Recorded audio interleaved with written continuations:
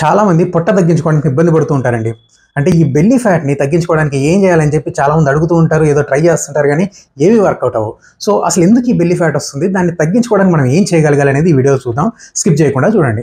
First belly ఫ్యాట్‌కి గల top 5 reasons ఏంటంటే ఫస్ట్‌ది కార్బోహైడ్రేట్ డైట్ అంటే రైస్ ఎక్కువ తినడం. సో, మన సౌత్ ఇండియన్స్ ఎక్కువగా రైస్ తింటారు. కొంతమంది 3 పూటలు రైస్ తింటారు. సో, నార్త్ ఇండియన్స్‌తో పోలిస్తే అందుకే సౌత్ ఇండియన్స్‌కి బెల్లీ ఫ్యాట్ ఎక్కువగా ఉండడం మీరు గమనించొచ్చు. రెండో కారణం ఏంటంటే స్ట్రెస్ అనమాట. అంటే ఇప్పుడున్న అర్బన్ లైఫ్ స్టైల్‌లో స్ట్రెస్ ఎక్కువగా ఉండడం, సరిగ్గా నిద్ర లేకపోవడం ఇలాంటి కారణాల వల్ల బాడీ మెటబాలిజం దెబ్బతిని బాడీలో ఫ్యాట్ పెరగడానికి అవకాశం ఎక్కువ ఉంటుంది.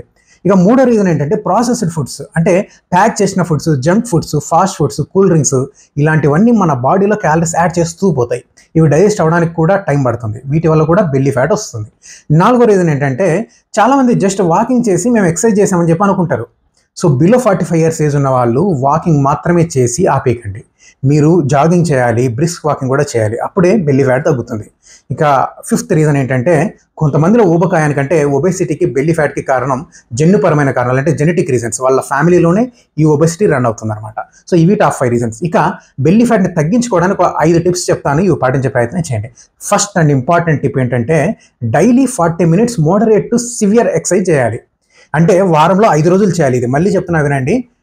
డైలీ 40 మినిట్స్ అండ్ వారంలో 5 రోజులు ఈ ఫిజికల్ ఎక్సర్సైజ్ కానీ చేయగలిగితే మన బాడీలో ఉన్న ఫ్యాట్ తగ్గే అవకాశం ఉంటుంది.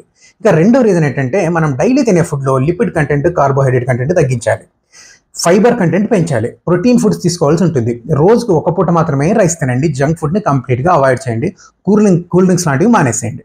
మూడవది రోజుకి 3.5 నుంచి 4 లీటర్ల నీళ్ళు ఖచ్చితంగా తాగాలి. వాటర్ తాగడం అనేది బాడీ మెటబాలిజంకి చాలా ఇంపార్టెంట్.